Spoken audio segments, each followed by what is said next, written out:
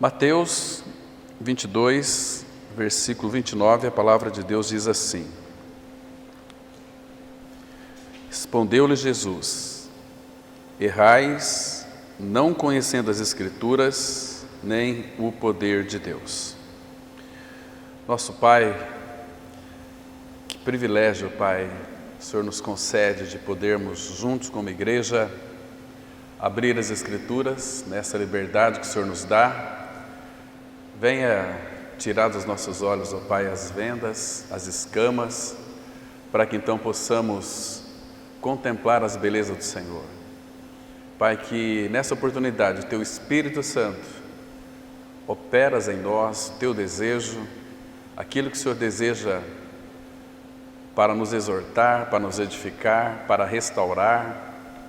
Também, Pai, alcançar aqueles que ainda não ganharam experiência com o Senhor, talvez estejam nos assistindo nesse momento, em outras localidades, que haja, Pai, aplicação dessa verdade no interior de cada vida. Edifica-nos como igreja do Senhor. Traga a revelação da Tua palavra aos nossos corações. Carecemos de Ti, Senhor. Nos dê sabedoria para compreendermos a Tua palavra. Em nome do Senhor Jesus nós oramos. Amém.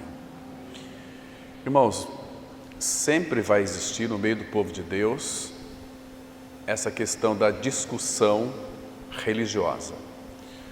Normalmente as pessoas que têm alguma dúvida ou defendem um parâmetro na qual ele tem uma convicção, ainda que aquilo de fato não seja revelado, mas que a convicção ela surge de um conceito que nós levantamos na nossa mente sobre aquilo que eu creio é certo. Aquilo que eu creio vai me levar para o céu. Houve aqui, nesse contexto, uma discussão entre Jesus e aqueles que não criam na ressurreição, no caso, os saduceus. Então, houve uma discussão, então Jesus chegou a um ponto aqui nesse versículo, afirmando para eles que eles estavam errando, não conhecendo as Escrituras nem o poder de Deus. Irmãos, este é um fator determinante no qual, quando nós então afirmamos a nossa confiança em aquilo que não tem um fundamento escriturístico, a nossa fé ela é equivocada. E hoje a gente vai tratar um pouquinho sobre a tragédia de uma fé equivocada. São alguns pontos mesmo da palavra que nós muitas vezes criamos doutrinas e não temos a realidade, e defendemos uma doutrina e afirmamos uma doutrina, e essa doutrina pode muitas vezes nos levar a uma perdição eterna. Então, irmãos, Jesus sempre enfatizou o fato de nós crermos como diz a Escritura. Por isso que eu fico assim muito preocupado quando eu ouço e pessoas conversam conosco que a nossa igreja, a nossa comunidade tem uma doutrina na qual eles vivenciam isso, eles afirmam isso, eles levantam isso e na realidade é uma crença totalmente furada. Aquele escritor C.S. Lewis, vocês devem ter lido alguma coisa dele, mas é um homem muito sábio. Com relação a uma fé equivocada, ele diz o seguinte: ele diz que todo ser humano, ele está no processo de ser ou de tornar uma pessoa muito nobre, mais nobre do que ela possa então imaginar, ou mesmo se tornar vil, a ponto de não poder mais se redimir, ou ser redimida essa pessoa. Aí vai depender muito da sua crença e das suas convicções. Então, querido, vocês se lembram daquele velho clichê que diz assim, ele é interessante: não importa no que você acredita, não importa em que você acredita, contanto que seja com sinceridade. Essa é uma crença falsa também, é um clichê muito falso, Porque tem muitas pessoas que são sinceras em sua fé, mas a fé dessa pessoa é uma fé totalmente equivocada. Ela está desalinhada, ela está desconectada com o fundamento da linha que vai traçar todo o processo de salvação na vida dela. Então isso é muito perigoso, irmãos, nós colocarmos ou defendermos algumas coisas. Por exemplo, nós entendemos, irmãos, e respeitamos a sinceridade daqueles muitos religiosos que afirmam que aceitar Jesus, eles estão salvos.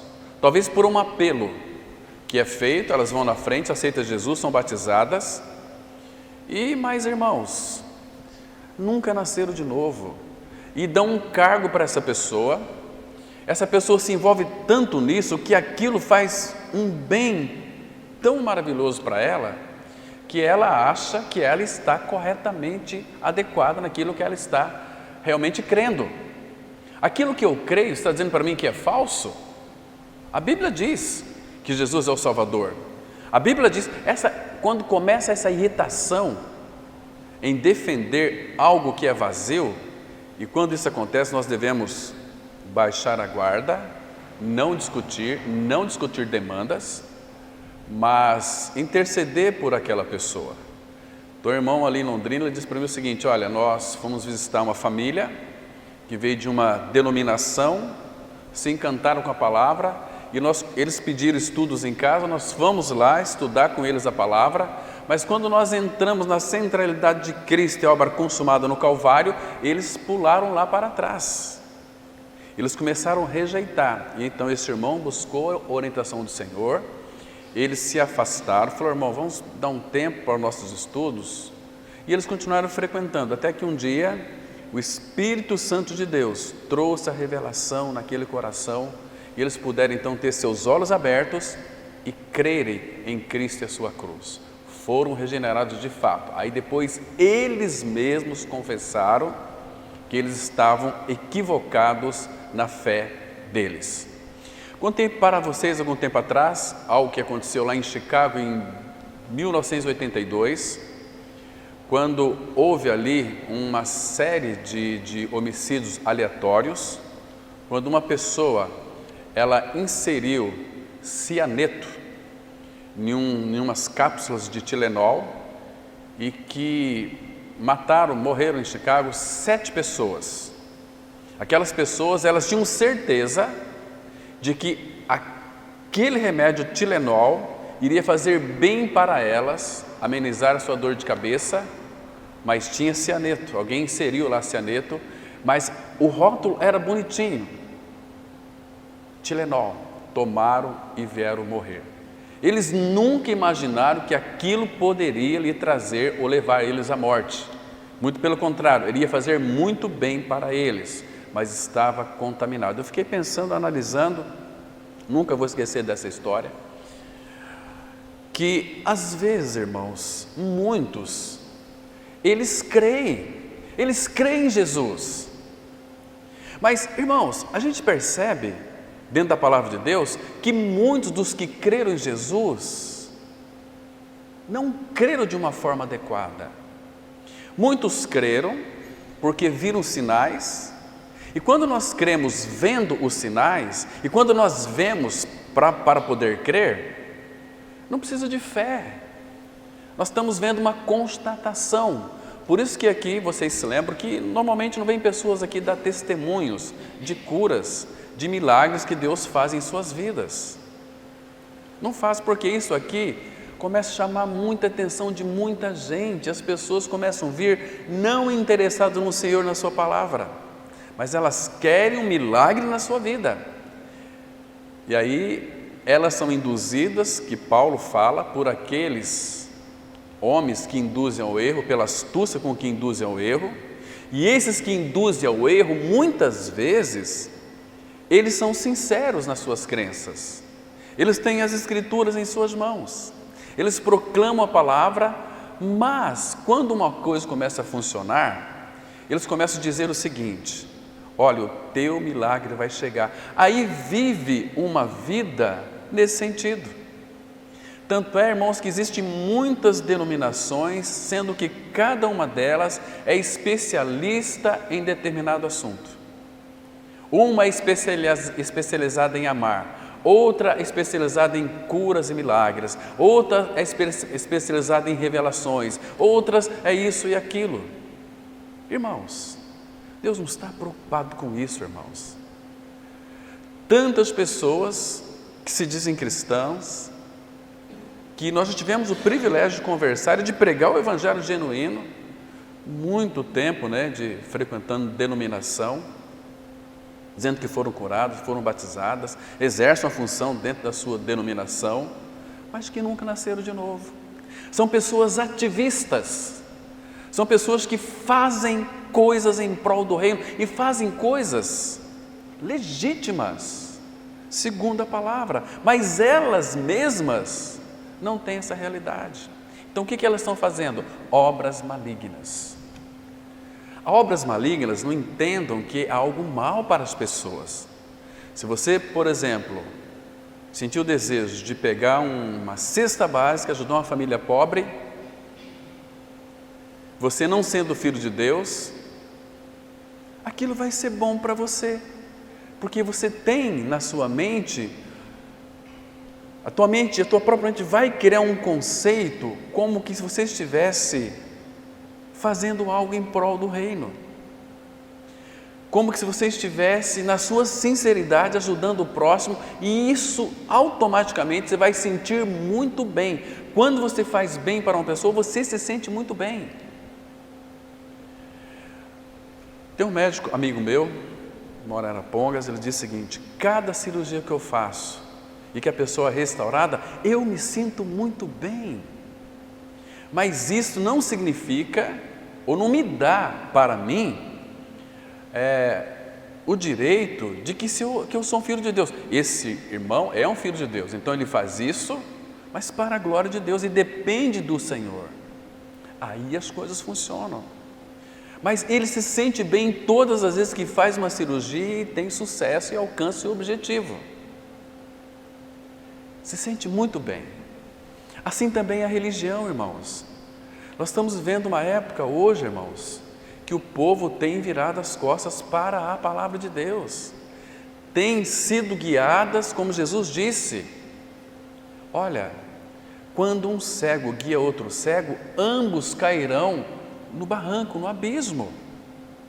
Então nós temos que analisar a nossa vida aos pés do Senhor, pelas Escrituras Sagradas, se aquilo que eu creio, se aquilo que eu tenho uma confiança é uma experiência real, porque todo filho de Deus que passou pelos crivos da cruz, ele sabe que é uma nova criatura, ele não tem dúvida. A vida dessa pessoa expressa aquilo que ela confessa e professa. É diferente, irmãos. Eu fico tão triste. Às vezes as pessoas vêm conversar com a gente, vêm mostrar o quanto que elas fazem. E são pessoas, irmãos, queridíssimas, pessoas amáveis, pessoas que elas são sinceras naquilo que elas fazem. Algum tempo atrás, conversei com um rapaz muito ativo na sua comunidade, e uma das coisas que inquietava o seu coração era como as pessoas tão incrédulas hoje, e começou a repetir isso, e aquilo começou a inquietar o meu coração. Eu disse o seguinte: realmente este é um fator muito sério, e você tem razão no que você está dizendo, mas querido, você me perdoe, eu quero lhe fazer uma pergunta, porque eu fiquei 10 anos evangélico. Se eu morresse, eu teria ido para o inferno. Então a minha preocupação, em primeiro lugar, é com a salvação das pessoas. Você tem certeza do seu novo nascimento? Claro que eu tenho. Eu fui batizado há 6 anos atrás. Eu aceitei Jesus. Eu falei o seguinte: Jesus disse o seguinte: quem crer no Evangelho e for batizado será salvo. Você sabe o que é Evangelho? Claro que eu sei. Evangelho é a palavra de Deus. Evangelho é as boas novas, Evangelho é isso e aquilo, falou um monte de coisas. Falei, não, irmão, tem um centro do Evangelho, porque Deus não pode salvar ninguém se a pessoa não crer no Evangelho da graça. Apóstolo Paulo considerou a vida dele menos que nada, para poder completar sua carreira e pregar o Evangelho da graça. Não considero a minha vida preciosa para mim mesmo, conquanto que eu realizo o ministério que recebi do Senhor Jesus, que é pregar o Evangelho da graça, porque é o Evangelho que vai trazer a salvação para o pecador. Porque se você conviver, se você que não creu, e conviver no meio de um povo que creu, você vai se parecer com eles, igual aquele rapaz que uma vez ele trouxe um ovo de águia,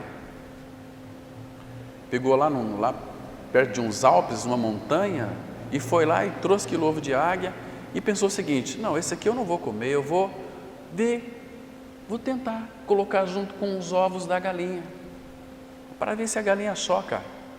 E realmente chocou, e saiu os pintainhos, saiu também a águia. A águia começou a crescer no meio daqueles pintainhos ali, e até quase que se escava. Ela tinha a galinha como sua mãe, e os seus pintainhos como seus irmãozinhos. Ficava ali no meio, crescendo. Mas de repente a águia sempre olhava assim, via aquela imensidão, tinha alguma coisa errada com ela. Falou, mas está estranho comigo? O que está acontecendo? Aí havia outra, mas que elas parecem muito comigo, e voam, aquele sonho de voar. Então um dia ela alçou o voo, percebe? Mas ela conviveu muito tempo ali com aqueles pintainhos. Imagina só, irmãos, desde os tempos passados, Deus já nos havia escolhido para sermos dele, separados para ele. Então o que ele fez? Ele enviou o seu filho, o filho realizou uma obra, o Evangelho é a vida do Senhor Jesus Cristo, é a pessoa dele e a obra que ele executou lá no Calvário. Irmãos, mas nós participamos, nós vamos ver aqui depois, como que Deus nos traz uma salvação genuína pela pessoa e a obra de Cristo. Isso é o Evangelho. O Evangelho é o suprassumo da palavra de Deus, tanto no Antigo quanto no Novo Testamento, nas cartas de Paulo. Quando Jesus ministrava sobre o Evangelho, o que ele dizia? Olha, o Filho do Homem vai para Jerusalém, e lá vai se cumprir tudo o que de mim está escrito, na lei de Moisés, nos Salmos e nos profetas, que ele iria morrer, iria ressuscitar. O que nos chama a nossa atenção é que os discípulos, eles criam em Jesus quando ele transformou a água em vinho. Eles viram o milagre, na realidade ele era um sinal. Eles creram que Jesus tinha o poder e a capacidade de curar paralítico. Jesus curou os paralíticos, deu visão ao cego. Eles creram em tudo isso. Mas quando Jesus falou que iria para Jerusalém ser cuspido, maltratado, morto e ressuscitar ao terceiro dia, lá em Lucas capítulo 18, a palavra vai dizer o seguinte, que eles nada compreendiam a respeito dessas coisas. E o sentido dessas palavras era-lhes encoberto, e não sabia o que Jesus estava dizendo, que era da sua morte e sua ressurreição. O apóstolo Paulo vai dizer a mesma coisa em 2 Coríntios capítulo 4, versículo 3 e 4. Mas se o nosso Evangelho ainda está encoberto, é para os que se perdem que está encoberto, nos quais o Deus deste século cegou o entendimento dos incrédulos. Irmãos, entenda uma coisa aqui, fala com toda a convicção do meu coração, recebi isso aos pés do Senhor. Eu tenho plena convicção de que todos aqueles que não acolhem o amor da verdade, vocês sabem que o próprio Deus, segundo Tessalonicenses 2, versículo 10, o próprio Deus envia para os incrédulos a operação do erro. Mas como que Deus vai enviar a operação do erro para uma mente lúcida, como a dos homens? ele permite que Satanás cegue o coração dos incrédulos, para que não lhes resplandeça a luz do Evangelho da glória de Deus, o qual é a imagem de Cristo. Então, esses que não acolhem o amor da verdade para serem salvos, Deus envia a operação do erro, permitindo que Satanás cegue, mas Satanás só irá cegar os incrédulos. Esses incrédulos, vocês se lembram que Deus nos escolheu desde quando? Desde a fundação do mundo, antes da fundação do mundo. E os incrédulos, Deus também sabe, irmãos, que eles não iriam crer desde a fundação do mundo. Por isso que ele permite que Satanás cegue, mas é o coração dos incrédulos. Mas, queridos, isso aqui, se a gente começar a discutir, para muitos que não têm o entendimento, eles vão dizer o seguinte: isso não vai levar a lugar algum. Vai levar sim, irmãos. Porque se uma pessoa não crê no Evangelho, toda a fé dela, ainda que seja na Bíblia, é uma fé totalmente equivocada. Às vezes as pessoas, até em ministrações, chegam assim, passam, fala da cruz, fala de Jesus, mas passa tão perto, como Jesus disse para aquele fariseu, que sabia os mandamentos, sabia um monte de coisa a respeito dele, guardava a lei de Moisés. Jesus disse assim: você não está longe do reino de Deus. Não está longe significa que está perto. Estar perto não significa que está dentro do reino de Deus. Porque para entrar no reino de Deus, para entrar no reino, quando o reino entra em nós, necessário vos é nascer de novo. Aquele que não nasceu da água do Espírito não pode entrar no reino de Deus. Quando nós nascemos de novo, nós vemos o reino de Deus, nós vemos toda a realidade, porque ele foi colocado em nós, pelo novo nascimento. Cristo vem para dentro de nós. E o caminho é só um, irmãos. João 3,14. Assim como Moisés levantou a serpente no deserto, assim importa que o Filho do Homem seja levantado lá na cruz, para que todo que nele crê, lá na cruz, não pereça. Este é o único caminho que vai dar ao pecador a graça do novo nascimento. Porque ali, irmãos, entenda uma coisa: Deus não pode salvar o pecador se a justiça dele não for cumprida no pecador, porque Deus é justo.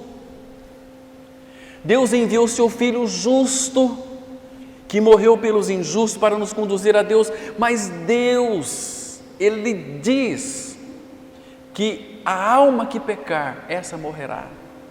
Ele diz que o pai não levará a iniquidade do filho, nem o filho a iniquidade do pai. Cada um será morto por sua própria iniquidade. Então, eu preciso morrer segundo a lei de Deus, porque eu já nasci pecador. Agora, Jesus Cristo veio para realizar a obra do Pai. É uma obra que, se não tiver a revelação, irmãos, ninguém vai crer. Por que você creu? Primeiro, Jesus orou por você. O Pai, pelo seu Espírito, revelou a palavra da salvação ao nosso coração, para que a nossa fé estivesse alicerçada sobre o fundamento da cruz. Cristo e a cruz é o fundamento dos profetas, fundamento dos apóstolos. O que os profetas falaram? De Cristo e a cruz. Eles vivenciaram isso em realidade espiritual, ainda que eles talvez não sabiam disso. Quando Abrão, o irmão tratou aqui ontem, que ofereceu Isaac em holocausto, altar, adoração, cruz. Ele é uma figura, a sombra não morre. Por que Isaac não morreu? Porque as figuras não morrem. Quem morre é a realidade daquelas figuras que Cristo veio para morrer na cruz do Calvário. Irmãos, isso é tão maravilhoso, irmãos. Então, há tantos equívocos no meio do povo de Deus. É uma religiosidade terrível. Então, irmãos, não adianta você ser sincero na sua crença quando a sua fé está baseada em fatos que ainda que sejam escriturísticos, mas que não tenham uma realidade essencial do Evangelho. Irmãos, abram comigo aqui em Lucas, capítulo 24. Vamos ler aqui os versículos 44, 45 e 46. Nós vamos perceber que Jesus vai trazer para mim e para você o suprassumo de todas as Escrituras. Olha o que ele está dizendo aqui a partir do versículo 44. Aqui Jesus já estava ressuscitado. Ele iria ascender à glória, depois ele iria voltar. Então Jesus, como que uma última palavra daquilo que ele já vinha repetindo quando caminhou com os discípulos 3 anos e meio. E eles atentaram para isso, mas eles não compreendiam isso, irmãos. Se o entendimento do homem não for aberto, esclarecido, ninguém consegue crer. Estão me compreendendo, irmãos? Veja aqui, 44. A seguir, Jesus lhe disse: são estas as palavras que eu vos falei, estando ainda convosco. Irmãos, mas por que Jesus é tão repetitivo aqui? Quando Jesus estava ainda com eles, olha o que ele diz: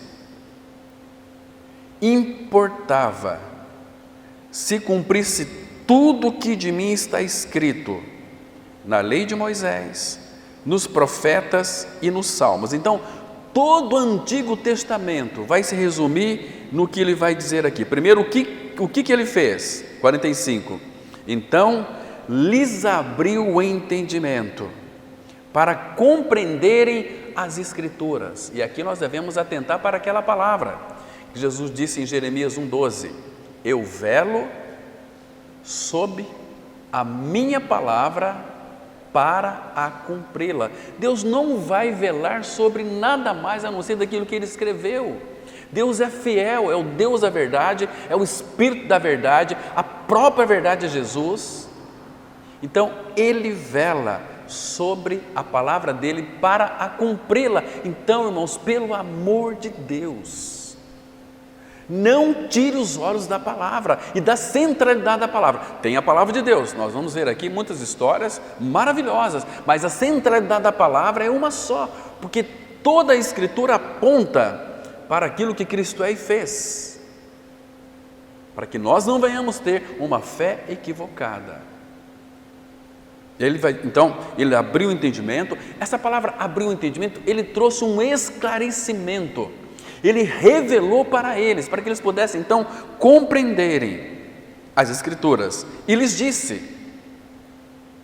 assim está escrito, que o Cristo havia de padecer. Nessa palavra para padecer está todo o pacote que Jesus padeceu na face da terra. Quais foram os padecimentos de Jesus aqui na face da terra? Um dos piores: rejeição.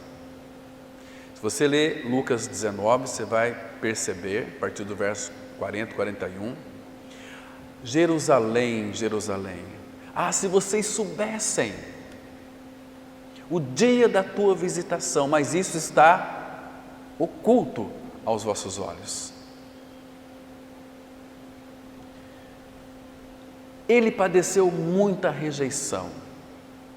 Ele foi ultrajado, ele foi perseguido, e depois ele foi cuspido ali, ele apanhou demais, e ele foi crucificado. A palavra padecer envolve tudo isso, culminando na sua morte. Eu lhes disse: assim está escrito, que o Filho havia de padecer e ressuscitar dentre os mortos no 3º dia. Está vendo? Aí ele disse no 48, vocês são testemunhas destas coisas, vocês verão a minha morte, vocês verão o meu padecimento, vocês vão me ver ascendendo aos céus, vocês são testemunhas de mim. E depois, quando ele foi para a glória, que o Espírito foi derramado, a igreja nasceu. Agora eles tinham uma revelação de tudo isso, em realidade espiritual. E eles começaram a falar um para os outros: Jesus Cristo Ele veio a este mundo, morreu e ressuscitou, mas incluiu todos vocês. Irmãos, todos os discípulos pregavam esta única mensagem: morte, sepultamento e ressurreição de Cristo. Morte, sepultamento e ressurreição de Cristo, onde nós também fomos inseridos na sua morte. A morte de Cristo é uma morte onde todos nós participamos dela, porque, irmãos, se nós não crermos na nossa morte juntamente com Cristo, Deus não pode lhe salvar, porque Ele é justo, e a justiça dele, onde é que se revela? A justiça de Deus, irmãos. Romanos 1, versículo 16 e 17, abra lá por gentileza. Romanos 1, versículo 16 e 17. Olha que coisa linda, irmãos. Irmãos, é tanta riqueza para nós, é tantas coisas extraordinárias e maravilhosas, que devemos atentar para isso e pedir para o Senhor nos dar um coração que anela cada vez mais por isso, porque quanto mais você é consumido por este Evangelho, mais peso de glória você vai ter na sua vida. Olha o versículo 16, Paulo diz assim: pois não me envergonho do Evangelho. Irmãos, por que Paulo está dizendo que eu não me envergonho do Evangelho? Evangelho é uma humilhação. Quantas humilhações Jesus passou ali naquela cruz? Quantas humilhações, irmãos? Inúmeras. Agora, a pior humilhação para o ser humano é ter uma morte de cruz. É você afirmar que você está crucificado com Cristo. Fala para um religioso que você está crucificado com Cristo. Fala para um religioso que Cristo morreu por você, mas que você também morreu com Ele. Fala para um religioso: se você não crê na sua morte com Cristo, você não vai ter uma ressurreição igual à de Cristo. Fala para um religioso evangélico. Ele dá um pulo lá para trás, fala que você está louco. Paulo não se envergonhava deste Evangelho, porque este Evangelho também, para o Filho de Deus, são glórias insondáveis de riquezas, mas para o pecador, para o religioso, Evangelho é humilhação. É humilhação, porque ele vem quebrantar o nosso ego. Estão me compreendendo, irmãos? Então ele disse assim: porque o Evangelho, pela revelação, Paulo teve aqui, ele diz, é o poder de Deus para a salvação de todo aquele que crê, primeiro do judeu e também do grego. Agora, veja o 17, visto que a justiça de Deus se revela onde, irmãos? No Evangelho. A justiça de Deus se revela no Evangelho, de fé em fé, como está escrito, o justo viverá pela fé. Porque quando eu creio no Evangelho, eu sou justificado e vivo pela fé. Quem que vai viver pela fé? É o crente? O crente vive pela fé? O evangélico vive pela fé? Não, é o justo que vive pela fé. Porque quando eu creio no Evangelho, pela ressurreição, o justo habita em mim. Ele é o autor e o consumador da fé. Então eu vivo pela vida do justo, que me faz ser justo nele. Estão compreendendo, irmãos? Isso é lindo demais, é precioso demais. Eu vivo pela vida de outro, como ele disse lá em João capítulo 6. Quem de mim se alimenta, por mim viverá. Então, o justo viverá pela fé. Nós somos justos em nós mesmos. A palavra fala lá, por exemplo, Eclesiastes, capítulo 7, versículo 20, que não há homem bom sobre a terra que faça o bem e nunca peque. Nós não somos justos, nunca fomos, mas quando cremos na morte participativa de Cristo, Ele nos faz justo. Aquele que não conheceu o pecado, Deus o fez pecado por nós, para que nele fôssemos feitos justos. justiça de Deus. Isso é maravilhoso demais. Então, isso traz para nós uma fé alicerçada em cima de fatos escriturísticos, nos quais o Espírito aplicou tudo isso em minha vida como realidade espiritual. Isso traz para mim e para você segurança da salvação. E agora, todo aquele que foi regenerado, irmãos, vai desejar crescer no Senhor, conhecer o Senhor, crescendo no Senhor. Isso é maravilhoso demais. Então não tem outro lugar onde a justiça dele, ela possa se revelar. Porque, irmãos, deve ser tão triste para uma pessoa, quando chegar diante do Senhor, viveu a vida inteira aqui na face da terra, crente, mas a fé dessa pessoa estava totalmente equivocada, foi colocada em outro centro, às vezes até colocou até nas escrituras. Irmãos, mas cuidado, você se familiarizar com os textos da palavra, sair dizendo, eu já conheço esse texto, eu conheço a verdade. Cuidado com isso, irmãos, isso soa como que até demoníaco. A nossa fé pela palavra está fundamentada nele, que é o autor e consumador da nossa fé.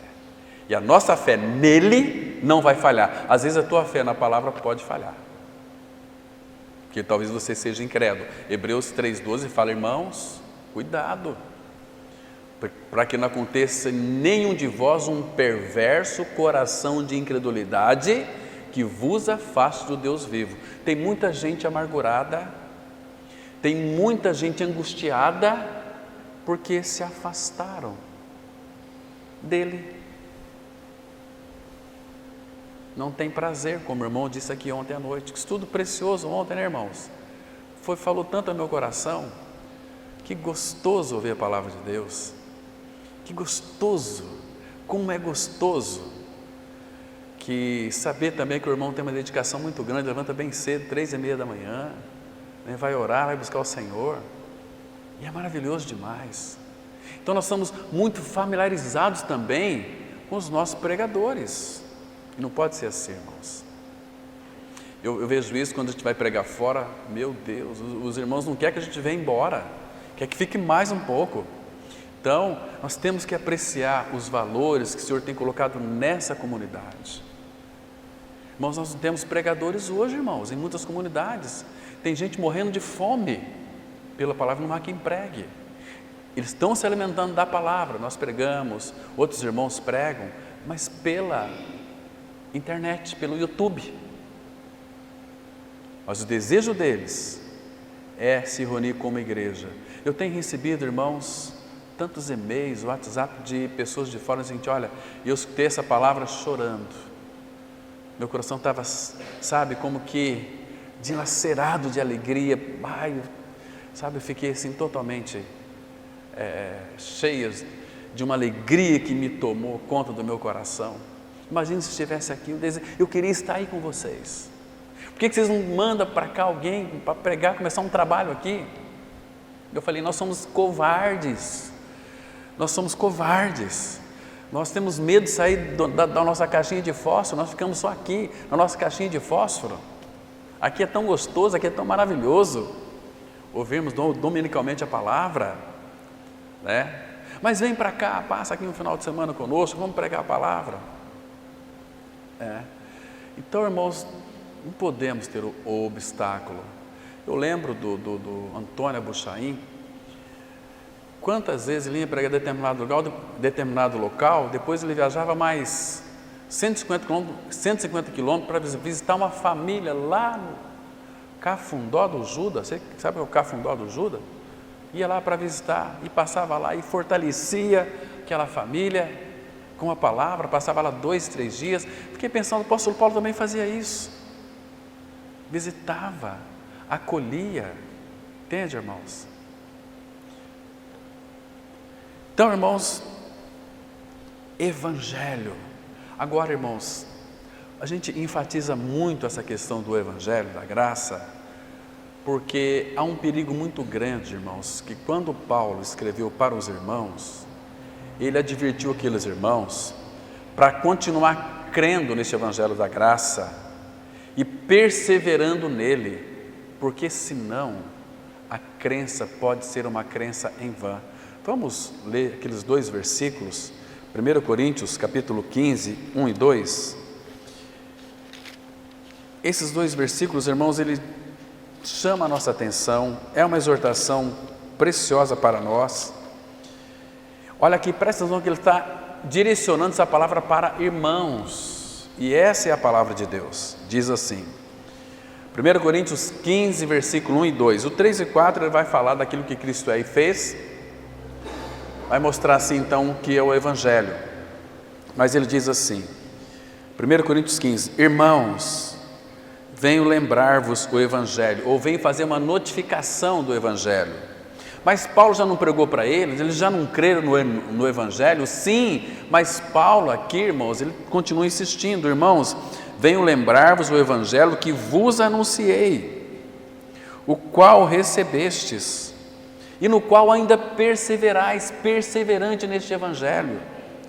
Agora o versículo 3 diz assim,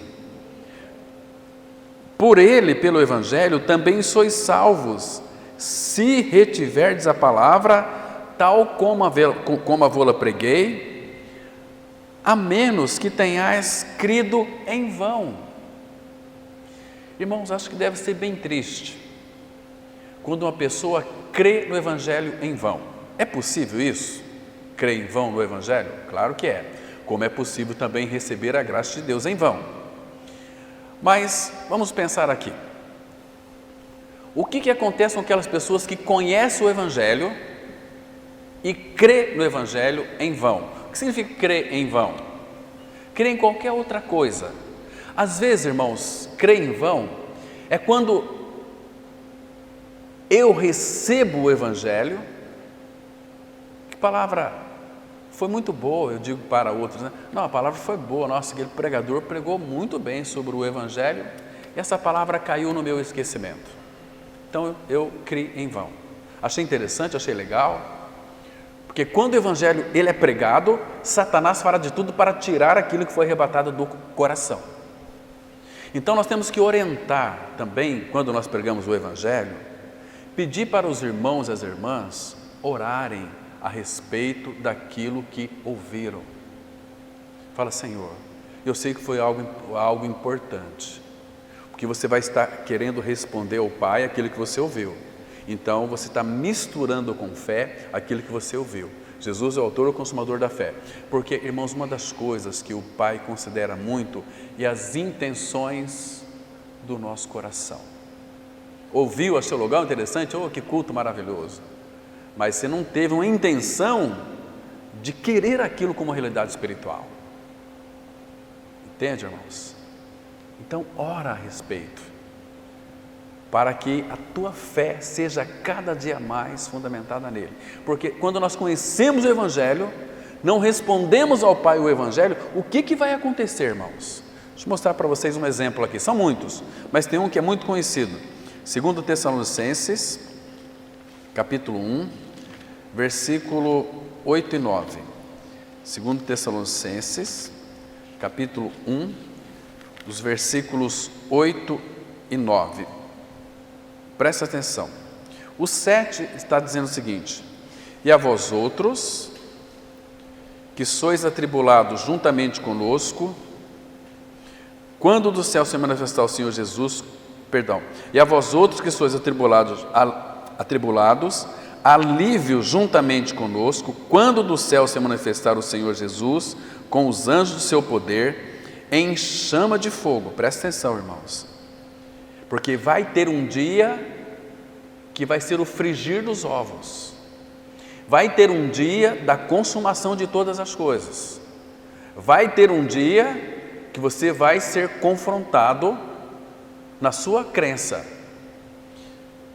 em chama de fogo, tomando vingança contra os que não conhecem a Deus. Quem são os que não conhecem a Deus? Os ímpios, os pecadores. E contra os que não obedecem ao Evangelho de nosso Senhor Jesus. que é crer em vão? Esses aqui creram em vão, conheceram o Evangelho, mas não oraram ao Pai, para que o Pai então formasse. Irmãos, toda a palavra de Deus que o Espírito Santo lança em nosso coração e você tem um entendimento, ore a respeito, porque aquilo o Pai deseja formar em nós também. Gálatas 4,19, lembra? Meus filhinhos, por quem de novo sofro as dores de parto, até que Cristo, a palavra de Deus viva e eficaz, seja formada em vós. Não é Cristo, é toda a palavra de Deus, Ele quer formar em nós. Aquilo que foi revelado, Ele quer formar em nós. Irmãos, toda a palavra de Deus que Ele revelou ao meu coração, eu tenho orado e nunca mais esqueço. É incrível isso, irmãos. Ele imprime nas nossas mentes. Ele fala, imprimirei. Mas Ele não vai imprimir se você não quiser que Ele imprima. Imprimirei as minhas leis na sua mente e as inscreverei no seu coração. Mas você quer que essas leis sejam imprimidas na sua mente e no seu coração? Porque se hoje a Bíblia for banida do nosso meio, o que você vai fazer, irmão? Quanto que você tem de Cristo é o quanto que você tem da palavra revelada no seu coração. Entende, irmãos? E tudo que Ele revela, eu nunca mais esqueço. Talvez Ele use um irmão para falar comigo, eu nunca mais esqueço. Mas jamais esqueço. Nunca. É maravilhoso isso demais. Mas aí tem uma resposta da nossa parte. Senhor, Pai, imprima isto no meu coração, na minha mente, e forma isso em mim, para que Ele cresça ou diminua cada vez mais. Então, presta atenção aqui. Em chama de fogo, tomando vingança contra os que não conhecem a Deus e contra os que não obedecem ao Evangelho do nosso Senhor Jesus. Estes, o 9, quem são estes? O que não conhece a Deus e os que não obedecem ao Evangelho. Conhecem o Evangelho, mas não obedecem, mas não respondem. Estes sofrerão penalidade de eterna destruição. Misericórdia! Talvez muitos até que já partiram deste mundo, que não respondem ao Evangelho, que não obedecem ao Evangelho, talvez estão, quão louco eu fui, mas exatamente isso, louco, disse nosso Senhor. Se pedir a tua alma hoje, o que tu tens preparado, para quem será? Então, banidos, estes sofrerão penalidade de eterna destruição, banidos da face do Senhor e da glória do seu poder, quando vier para ser glorificado nos seus santos e ser admirado em todos os que creram naquele dia, porquanto foi crido entre vós o nosso testemunho. Crido o nosso testemunho. Qual é o testemunho de Deus, irmãos? 1 João 5,11 está escrito assim: e o testemunho de Deus é este, que Deus nos deu o seu Filho, para que todo que nele crê tenha a vida eterna. Esse é o testemunho de Deus. Então, irmãos, esses textos para muitos não fazem sentido, mas Deus, lembre-se de uma coisa, Deus é muito sério, a palavra de Deus é muito séria, irmãos. Então Deus não está mentindo na sua palavra, é um Deus que no dia do julgamento, Romanos 2,2, ele diz assim, e o julgamento é segundo a verdade da palavra. Então, para esse julgamento, o próprio Senhor, ele disse assim, lá em João 5,24, em verdade, verdade vos digo, quem ouve a minha palavra e crê, está encimentado, está unido, e crê naquele que me enviou, não entra em juízo, não entra em condenação, mas já passou da morte para a vida. Então, eu não tenho dificuldade com relação a isso, irmãos, mas tem pessoas que às vezes tremem quando a gente fala essas verdades para eles e elas. Elas ficam como que perplexas, sem nenhuma ação. Eu creio de uma outra forma, é totalmente uma fé equivocada. A nossa fé tem que estar alicerçada na palavra de Deus. Quem é de Deus, ouve as palavras de Deus. Esse ouvir, o sentido é, tem prazer em ouvir a palavra de Deus. Assim como o Senhor tinha prazer em fazer a vontade do Pai e realizar a sua obra. A minha comida. E ali falta uma palavrinha que não tem no grego na nossa palavra. A minha comida predileta é fazer a vontade do Pai e realizar a sua obra. Irmãos, que coisa linda. Então, irmãos, há uma fé na Bíblia que pode lhe destruir. Há uma fé na Bíblia. Aliás, tem 3 tipos de fé que elas são terríveis. A Bíblia fala de 3 fé. A Bíblia fala de uma fé morta, fala de uma fé demoníaca e fala de uma fé dinâmica. Se der tempo, a gente vai, no final, estar concluindo com esses 3 tipos de fé. Mas, queridos, e a destruição é eternamente. Agora, há uma fé que anula a cruz. Essa fé é uma fé perigosa. É uma fé que aponta caminhos para a glória, mas que não passa pela cruz. Lembra lá de Mateus 27, versículo 40? Quando Jesus estava lá na cruz crucificado, aqueles homens passavam ali na frente, olhavam para Jesus e parados ali, muitos religiosos, ó tu que destróis o templo, em 3 dias o reedificas. E a palavra vai dizer o seguinte: desça da cruz e creremos nele. Desça da cruz e creremos nele. Esta fé é fé demoníaca. Tem muita gente que crê em Deus, é uma fé demoníaca. Lembra lá de Tiago 2, verso 19? Crês tu que há um só Deus? Fazes bem. Até os demônios creem e estremecem. Crer em Deus não é uma fé adequada, porque ninguém pode crer no Deus o Pai se não for pela pessoa de Cristo. Ninguém pode ver a face do Pai a não ser na face de Cristo. Começou lá em Moisés, lá em Êxodo 33 e 34, quando Moisés orou para o Pai e disse assim: Senhor, mostra-me a tua glória. Imagina, irmãos, como é que ficou o coração do Pai. Ele quer me conhecer. Isso que Deus quer, tudo que Deus quer que nós o conheçamos. Lembra que Deus disse para Moisés: ninguém viu a minha face.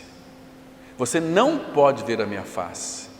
Então vem cá, vou colocar você junto a uma rocha, a uma penha. E pelo buraco dessa penha, dessa rocha, tu me verás pelas costas. Farei passar toda a minha glória diante de ti. Mas então Moisés viu, proclamou o nome do Senhor, mas parece que Deus não se contentava com isso. Deus tinha algo mais para dar a Moisés.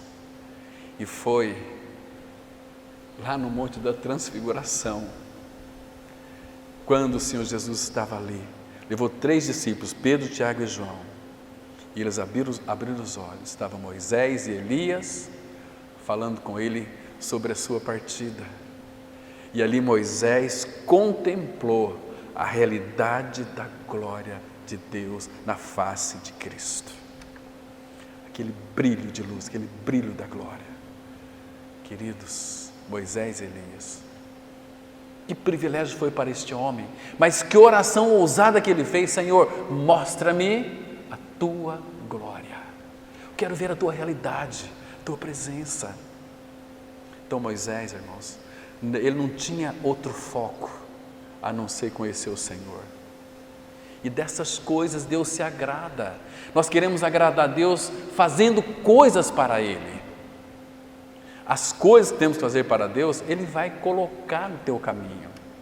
Lembra lá de Efésios 1, versículo 10? Ou Efésios 2, 10? Nós somos feitura sua, criados em Cristo Jesus para as boas obras, as quais Deus preparou de antemão para que andássemos nelas. Compreende isso, irmãos? Então não fica preocupado em querer fazer obras para Deus. Deus, quando quer fazer algo nessa comunidade, Ele vai mover o coração de uma irmã, de irmã. E quando Deus move, mesmo assim tem tantas pessoas que se levantam dentro do povo de Deus contra. Estão me compreendendo, irmãos? Mas os planos de Deus não podem ser frustrados. Isso Ele disse.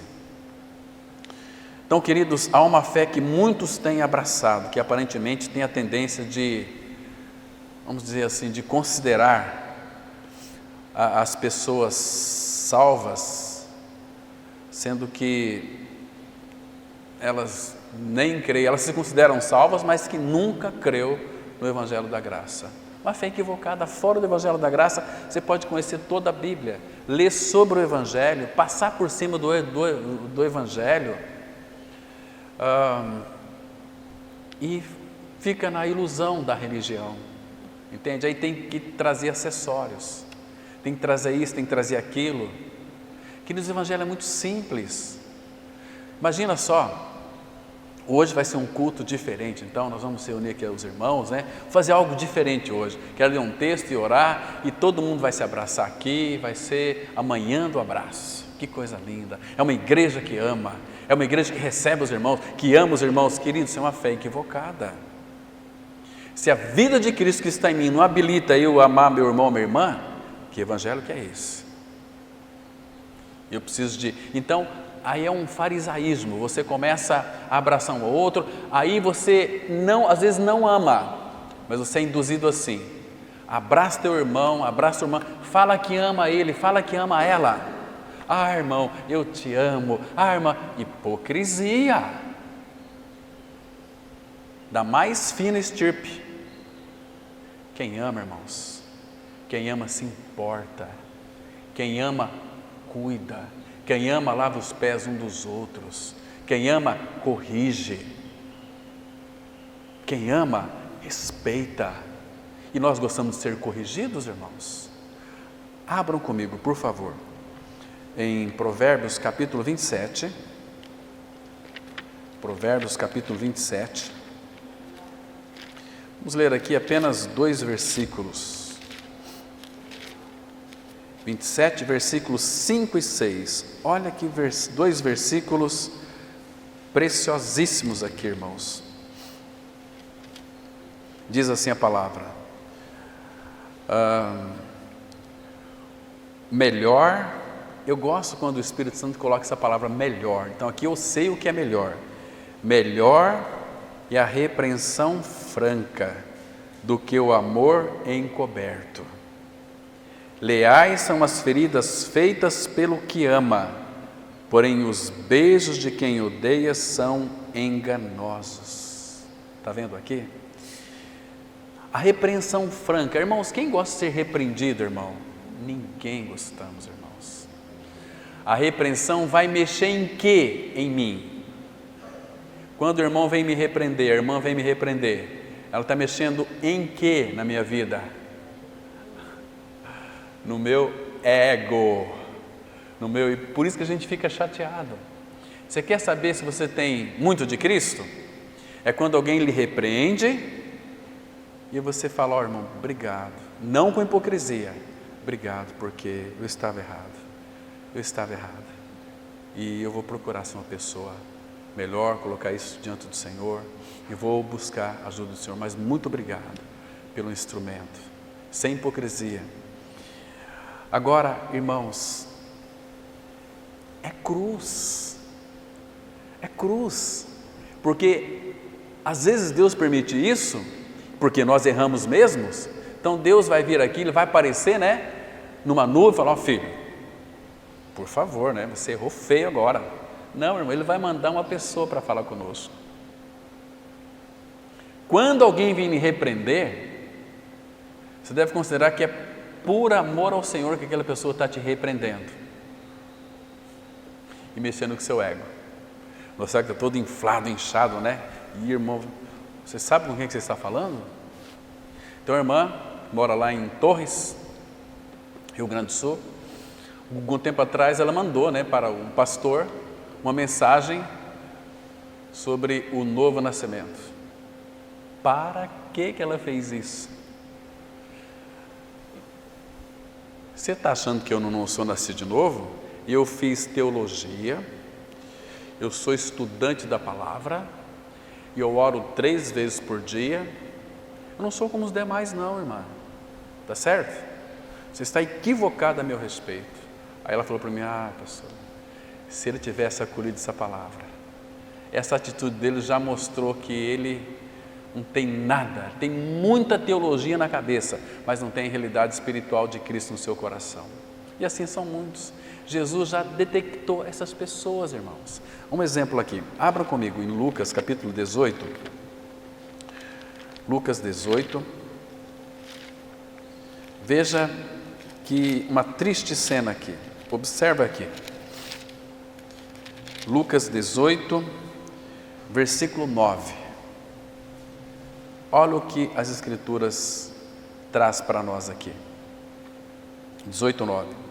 Propôs também esta parábola a alguns que confiavam em si mesmos. Quem confia em si mesmo são ensimesmados. Por se considerarem, eles se consideravam justos e desprezavam os outros. 2 homens subiram ao templo com o propósito de orar, um fariseu e outro publicano. O fariseu, posto em pé, orava de si para si, dele para ele mesmo, ele com ele mesmo, desta forma: ó Deus, você já viu pessoas orar assim? Ó Deus, graças te dou, porque não sou como os demais, roubadores, injustos e adúlteros, nem ainda como este publicano. Eu jejuo 2 vezes por semana e dou o dízimo de tudo quanto ganho. Então ele estava mostrando para Deus que ele era. Parece que Deus não estava enxergando quem que ele era, né? Ele orava de si para si, dizia, ó Deus. Ele era o Deus dele. Isso é abominação diante do Senhor, entendeu? Graças te dou, porque não sou como os demais. Misericórdia. Ainda ele orou de si para si, e aqueles que oram assim? Inclui toda a comunidade. Ó Deus, graças te damos porque nós não somos como os demais. Aí inclui todo mundo, ai que bem, essa oração hoje do pastor foi tremenda, meu coração tremeu, meu coração ficou cheio de si mesmo, ficou igual uma bexiga que estava enchendo, uma bexiga, cheio. E o publicano, tadinho dele, né? Olha o publicano, verso 13. O publicano, estando em pé, longe, não ousava nem ainda levantar os olhos ao céu, mas batia no peito, dizendo, ó Deus, sê propício a mim, pecador. Jesus vai dizer o seguinte, digo-vos que este desceu justificado para a sua casa, e não aquele, porque todo que se exalta será humilhado, mas o que se humilha será exaltado. E a nossa maior humilhação foi na cruz. Você dizer que você está crucificado com Cristo, para o mundo é uma humilhação, para nós é uma humilhação. Eu morri, Cristo é a minha vida, eu não tenho mais direitos, absolutamente nenhum direito mais, né? Então, queridos, existe uma fé falsa, uma fé enganosa. Você já ouviu aquela fé dos simonitas? Qual que é a fé dos simonitas? Você lembra de Simão, que ele era lá em Atos capítulo 8, ele era um grande vulto, enganava muita gente. Quando Filipe foi lá testemunhar de Cristo, a palavra fala que ele abraçou a fé e ele foi batizado e ficou ali, acompanhando Filipe, extasiado que ele fazia. Depois veio Pedro, veio outras pessoas, começou a pregar e fazer curas. O que ele disse? Dai-me este poder para mim também, e ofereceu dinheiro. O que Pedro disse para ele? Você está em fel de amargura, você não pertence a este reino aqui. Mas ele tinha abraçado a fé, tinha sido batizado. E depois ele disse o seguinte, olha, ore a Deus por mim, para que essas coisas não venham sobre mim. fel de amargura. Aí Pedro pregou a palavra para ele, e depois nunca mais se vê falar de Simão. Há uma fé dos simeonitas, uma fé falsa, uma fé que leva as pessoas à perdição eterna. Irmãos, quero dizer para os irmãos, para a gente encerrar, a Bíblia fala de uma fé morta. Vocês podem ler depois lá em Tiago 2, os versículos 14 a 17. Também fala, em mesmo Tiago, capítulo 2, 18 e 19, fala da fé dos demônios. E Tiago 2, 20 e 26 vai falar desta fé dinâmica. O que é uma fé dinâmica, irmãos? Fé dinâmica é uma fé que envolve todos os aspectos da vida, produzindo ações e também produzindo frutos pacíficos. Qual que é a fé morta? Fé morta é uma fé cheia de informação e sem realidade espiritual. E qual que é a fé demoníaca? É a fé que tem muita informação, que ela é acompanhada de emoção. Essa é a fé demoníaca. Leia depois com bastante cuidado. Ali, Tiago capítulo 2, vocês vão encontrar essas três fés: a fé morta, a fé demoníaca e a fé dinâmica. É maravilhoso demais, irmãos. Então, Evangelho. O Evangelho é o centro da palavra de Deus. Sem o Evangelho, tudo aquilo que nós cremos é totalmente equivocado. Aliás, maldição, porque lembra que Paulo disse? Para nós encerrarmos, deixa eu ler mais 2 versículos, Gálatas 1, versos 6 e 8. Aqui nós vamos encerrar também, concluindo. Gálatas, capítulo 1, versículo 8 e 9, e nós vamos encerrar. Mas ainda que nós, ou mesmo um anjo vindo do céu, vos pregue evangelho, que vá além do que temos pregado, seja anátema, seja maldito. Irmãos, vamos imaginar aqui, irmãos, está numa congregação, de repente o teto do templo se abre, aí vem anjos de Deus e pregue para vocês assim: olha, o evangelho agora é outro, quero dizer para vocês que agora vocês vão crer. Ele não vai falar que é outro. O evangelho que Deus mandou anunciar para vocês é esse aqui, e pregue. Irmãos, o que aconteceria se viesse, por exemplo, uma dessas comunidades aqui em Sidrolândia, o teto se abrisse e os anjos vinham e traziam a mensagem de Deus? Quem iria crer? Paulo está dizendo aqui: mas ainda que nós, ou mesmo um anjo vindo do céu, vos pregue evangelho que vá além do que temos pregado, seja anátema. Assim como já dissemos, e agora repito: se alguém vos pregue evangelho que vá além daquele que recebestes, seja anátema, seja maldito, seja amaldiçoado, porque não vem de Deus, é para iludir o povo, para enganar o povo. Evangelho é aquilo que Cristo é e fez. Ele morreu, mas nós morremos junto com Ele. Ele foi sepultado, Ele ressuscitou, mas juntamente com Ele nos ressuscitou e nos fez assentar nos lugares celestiais em Cristo Jesus, e amém. Pai, frutifica a Tua palavra, Pai. Faz com que essa palavra, Pai, seja ouvida, assistida por muitos, e que muitos possam ter os seus olhos abertos e creiam na pessoa e a obra de Cristo, Pai. E continue nos edificando como igreja do Senhor. Continue falando conosco, Pai. Queremos ouvir a Tua voz. Queremos a Ti, Senhor. A nossa alma tem sede de Ti, Senhor. Quando nós iremos e nos apresentaremos diante da Tua face, Pai? Esperamos por isso, Senhor. Queremos isso, Senhor.